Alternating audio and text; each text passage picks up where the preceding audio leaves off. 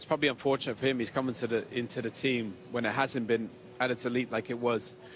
You know, you're fortunate to come to a team. I was very fortunate to come to a team. You had Sir Alex and David Gill and Rooney, Ronaldo, Tevez, Giggs, Scholes, Vidic. You go on forever. Everybody was probably the best in the world in their position.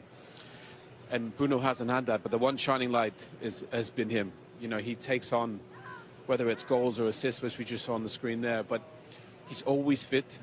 He's always available. He always plays. He's got absolute class when he gets on the ball. Obviously, he was playing a little bit deeper under Ruben, but he's just a special player. And when you're going to sign a Manchester United player, it's not just about goals and assists, which he had at Sporting. Obviously, these passes, he makes them look easy, and obviously, it's a great finish. But I think what makes him special is he's just always there in the big moments when you need him, good or bad, Linz. And to play for this football club, you need to deal with pressure. And nobody's done that better in the last 10 years than Bruno Fernandes. Do you think he needs to win the league to be up there with some of those legends that Owen speaks about, Shea? Or do you think it's even more impressive what he has done, the fact he's shone in an era where the Manchester United teams haven't perhaps performed like those ones under Sir Alex? It's a really good question, and it's a very difficult to answer, to be honest, because the names that Owen just mentioned before are some of the greats of the Premier League of all time. There's some brilliant players in there, but what you would say about Bruno is he's carried this team for a number of years, and I think he's been there 6 years at the football club, and there have been some barren spells through that. And Owen's right, it'd be easier to go, my hamstring or my back's gone, but he's gone out even in the worst possible times as the captain, as the leader, and still performed to that level. You know, I think he's level with Rooney and Giggs on assists alone or something. You know, this guy, his numbers is so high. But he'll say the same. He wants to win a trophy. That's where Man United want to be. They want to be winning the Premier League. They want to be winning the Champions League. And you know, they're on a really good run at the minute. Like, but they're still a long way off, I think, getting to that level, perhaps. I mean, you could argue he's the best player in the Premier League right now. You know, and obviously under Ruben, he was playing a little bit deeper as a centre mid because he wanted to get him on. Do you think he is? I think right now he's probably the form player in the Premier League. Create the most chances, got the most assists. And it's just a shame you didn't have more of him. You know, the United teams of the past, you think, you know, you literally had 7 or 8 absolute stars. Bruno right now is the one where you look to and say, can you do something special? And more often not, what you he would delivers. definitely say is obviously the position now. You know, under Ruben, he was playing deeper. He looks at home, higher up the pitch, you know, assists and goals. Where we can influence. Yeah, and then, you know, you see the cross, you know, the weekend for Šeško's header as well. You know, right on the money. He's a brilliant player.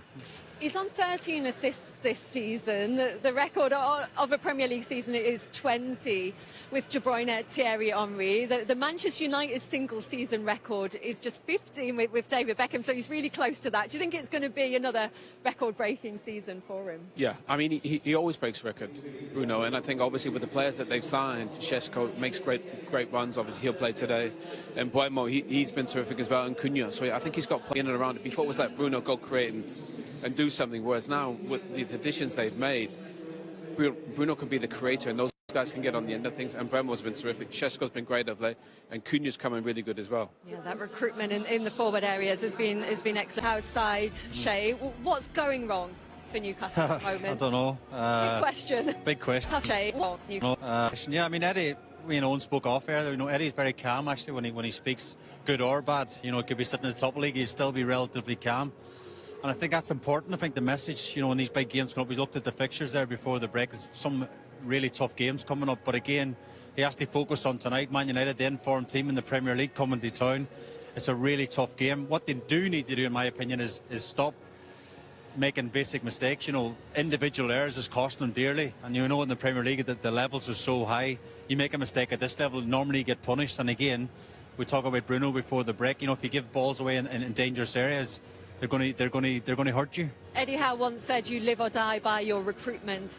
Owen, how big a factor has that been when you look at Voltemade, Vissa, Elanga, 8 goals between them, and you look at those signings for Manchester United up front, and they've got 23 combined?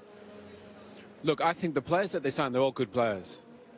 You know, Elanga was absolutely brilliant at Nottingham Forest. Obviously, Voltemade slightly different, had a short spell at Stuttgart where he performed really well. He started the season quite well.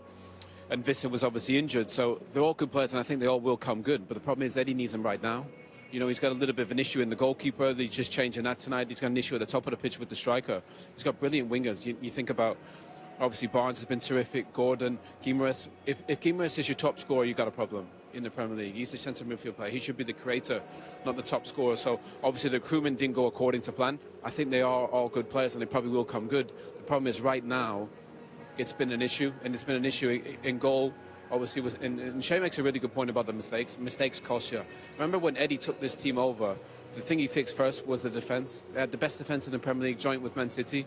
And I think this season they've leaked a lot of goals and made mistakes. And it's not just one thing. It's not recruitment. It's not the goal. It's not the striker position. It kind of all goes together.